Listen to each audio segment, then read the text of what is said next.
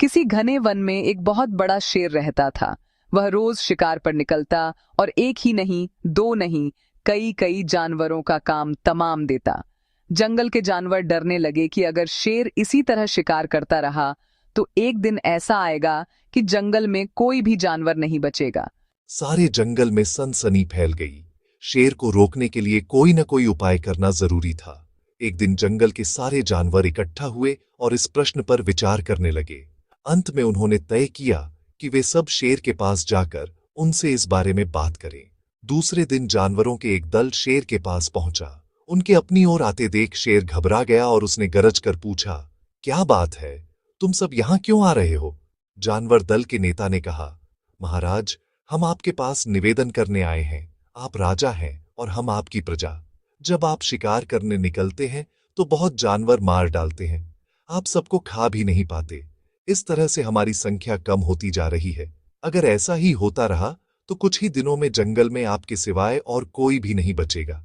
प्रजा के बिना राजा भी कैसे रह सकता है? यदि हम सभी मर जाएंगे तो आप भी राजा नहीं रहेंगे।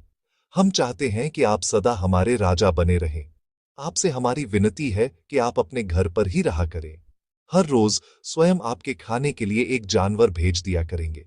इस तरह से राजा और प्रजा दोनों ही चैन से रह सकेंगे।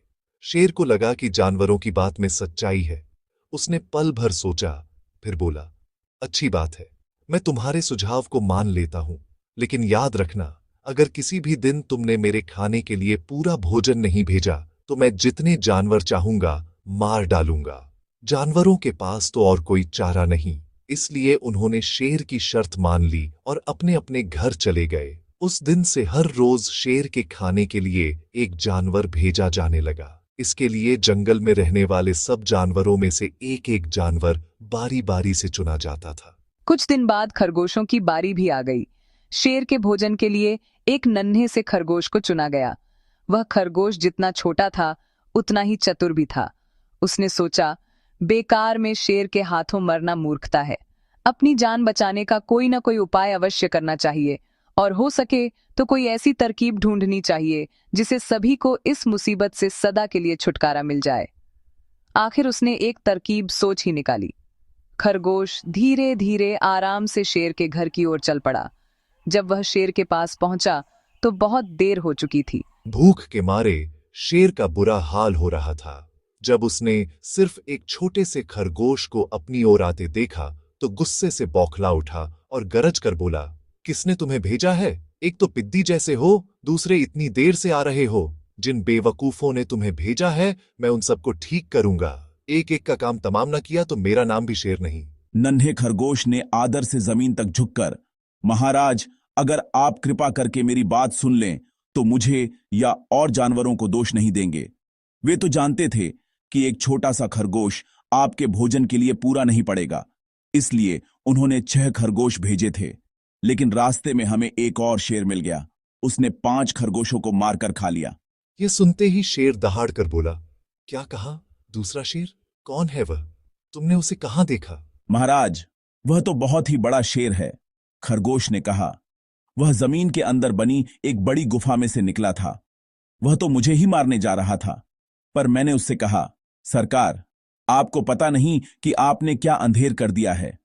हम सब अपने महाराज के भोजन के लिए जा रहे थे, लेकिन आपने उनका सारा खाना खा लिया है। हमारे महाराज ऐसी बातें सहन नहीं करेंगे। वे जरूर ही यहां आकर आपको मार डालेंगे। इस पर उसने पूछा, कौन है तुम्हारा राजा? मैंने जवाब दिया, हमारा राजा जंगल का सबसे बड़ा शेर है। महाराज, मेरे ऐसा कहते ही वह गुस्से से लाल पीला होकर बोला, बेवकूफ, इस जंगल का राजा सिर्फ मैं हूं। यहां सब जानवर मेरी प्रजा हैं। मैं उनके साथ जैसा चाहूं वैसा कर सकता हूं। जिस मूर्ख को तुम अपना राजा कहते हो, उस चोर को मेरे सामने हाजिर करो। मैं उसे बताऊंगा कि असली राजा कौन है। महाराज, इतना कहकर उस शेर ने आपको लिवाने के लिए मुझे यहां भेज दिया। खरगोश की बात सुनकर शेर को बड़ा गुस्सा आया और वह बार बार गरजने लगा।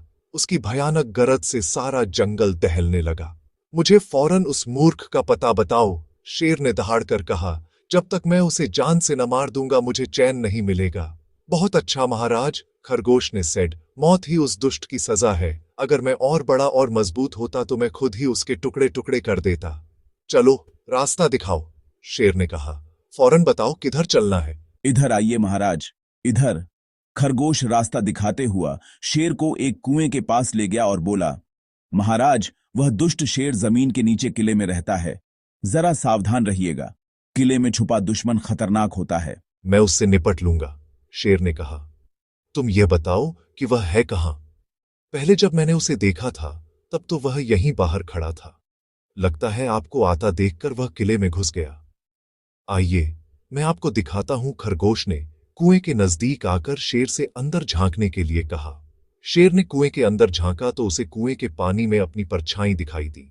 परछाई को देखकर शेर जोर से दहाड़ा। कुएं के अंदर से आती हुई अपने ही दहाड़ने की गूंज सुनकर उसने समझा कि दूसरा शेर भी दहाड़ रहा है। दुश्मन को तुरंत मार डालने के इरादे से वह फौरन कुएं में कूद पड़ा। कूदते ही पहले तो वह कुएं की दीवार से टकराया, फिर धड़ाम से पानी में गिरा और डूबकर मर गया। इस तरह चतुराई से शेर से छुट्टी पाकर नन्हा खरगोश घर लौटा। उसने जंगल के जानवरों को शेर के मारे जाने की कहानी सुनाई। दुश्मन के मारे जाने की खबर से सारे जंगल में खुशी फैल गई। जंगल के सभी जानवर खरगोश की जय जयकार करने लगे।